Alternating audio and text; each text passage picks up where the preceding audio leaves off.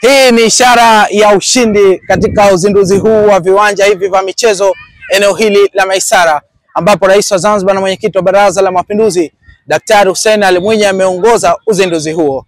Shilingi za Kitanzania bilioni 7 zimetumika kwa ajili ya ujenzi wa viwanja hivi vya kisasa pamoja na maeneo ya kufurahishia watoto. Hatua hii inatarajiwa kwenda kuchochea sekta ya michezo visiwani Zanzibar. Maneno yangu kwa kusema kwamba viwanja vya michezo mchanganyiko vya hapa Maisara vitakuwa 10 vya michezo tofauti.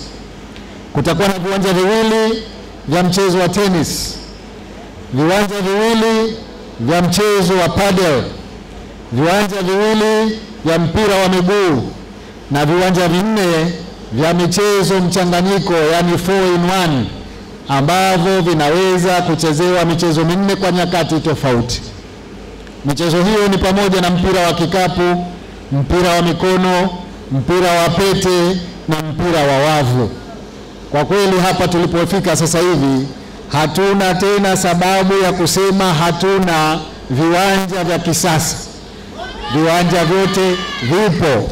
Vijana wote, wewe ukiwa mchezo wako wote ule, iwe basketball, iwe volleyball, iwe netball, iwe football, iwe tennis, hapa sasa hivi kuna viwanja vya kisasa kabisa mnaweza kuvitumia. Ombi langu kwenu ni kwamba tuvitunze viwanja hivi. Tuvitunze vibaki kama leo tunavyoviona. Baada ya miaka 5 tukija hapa tuvikute viko hivi hivi. Naitoa agizo kwa wizara, tafuteni waendeshaji wazuri wa viwanja hivi. Tumewekeza fedha nyingi katika michezo. Hivi ni eneo hili la mjini tu peke yake.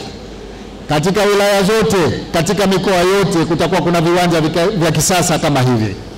Kwa hivyo, kwa kweli pale tunaposema uongozi unaoacha alama zenyewe ndio hizi. Kweli kwa mujibu wa mkandarasi na mkataba tuliopanga naye, hii ni dola milioni 56 za Kimarekani, ambayo inakuja kama bilioni 300. Kwa hiyo lakini bilioni 300 hiyo sio Maisara. Ni Maisara, ni ukarabati wa uwanja wa Gombani, ni ukarabati wa Mao Zedong na viwanja vya wilaya 18 ambavyo ni viwanja vya type 2.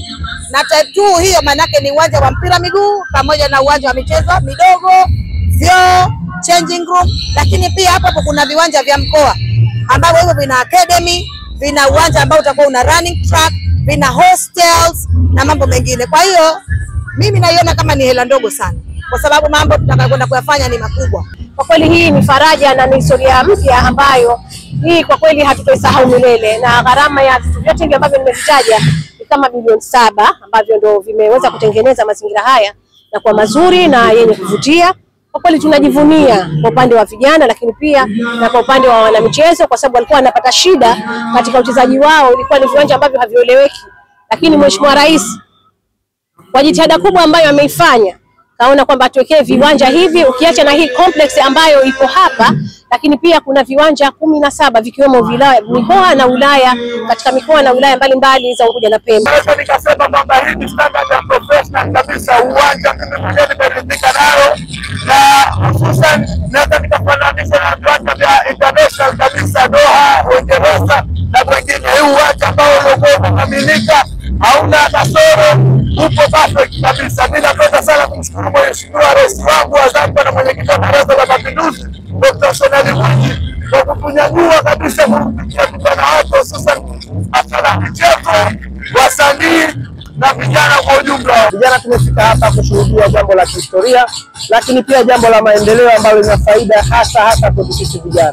Uwekezaji kama huu unakwenda kusaidia katika kuimarisha afya zetu, lakini sio kuimarisha afya zetu tu, lakini bali ni uwekezaji ambao unakwenda kutupatia ajira sisi vijana, kwa sababu michezo ni ajira. Tulizoea kujifunza katika viwanja ambavyo havina standard nzuri, lakini kwa huruma zake na maono yake Daktari Hussein Ali Mwinyi ameamua kutujengea sasa viwanja hivi mitaani, ili sasa tangia tunapoanzia tuweze kuingia katika facility za viwanja ambavyo venye ubora.